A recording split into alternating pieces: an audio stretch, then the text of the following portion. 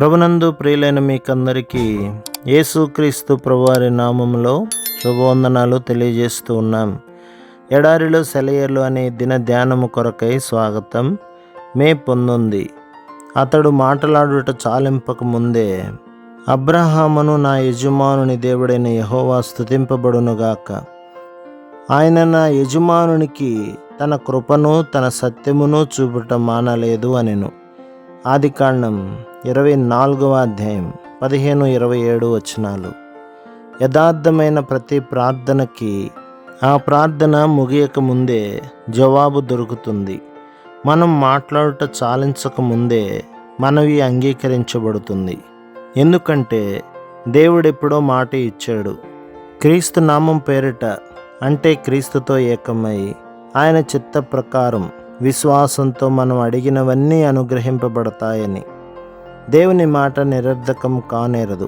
ప్రార్థనకి సంబంధించిన ఈ కాసిని నిబంధనలను మనం అనుసరిస్తే మనం ప్రార్థిస్తున్నప్పుడే మన ప్రార్థనలకి జవాబు వస్తుంది, పూర్తి అవుతుంది. అది ఇహలోకంలో మన కంటికి కనిపించడం ఆలస్యం అయితే కావచ్చు. కాబట్టి ప్రతి ప్రార్థనను స్తుతులతో ముగించడం అలవాటు చేసుకోవాలి. అడుగుతున్నప్పుడే జవాబు ఇచ్చేసిన దేవుణ్ణి కీర్తించాలి. ఆయన తన కృపని సత్యాన్ని చూపించడం మానడు. దానియేలు గ్రంథం 9వ అధ్యాయం 20-27 వచనం, 10వ అధ్యాయం 12వ వచనం కూడా చదవండి. మనం ఒక ఆశీర్వాదం వస్తుందని ఎదురు చూసేటప్పుడు అది విశ్వాస సహితంగా ఉండాలి. ఆశీర్వాదం మనకు దక్కిందన్నట్టే మన పనులు, ప్రార్థనలు ఉండాలి. మనం అడిగిన దానిని దేవుడు ఇచ్చేశాడు అన్నట్టు ఆయనతో వ్యవహరించాలి.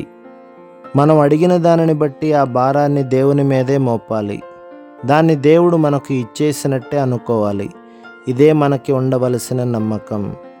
ఒక కన్యక పెళ్ళైనప్పుడు ఆమె దృక్పథం అంతా ఒక్కసారిగా మారిపోతుంది. ఆ వాస్తవానికి తగినట్టుగా ఆమె ప్రవర్తన అంతా ఉంటుంది. అలాగే మనం క్రీస్తును మన రక్షకుడిగా, పరిశుద్ధపరిచేవాడిగా, బాగు చేసేవాడిగా, విడిపించేవాడిగా స్వీకరించినప్పటి నుంచి ఆయన మీద మనం ఎలాంటి ఆశ పెట్టుకున్నామో దానికి తగిన రీతిలో ఆయనకి స్థానం ఇవ్వాలని క్రీస్తు కోరుకుంటాడు.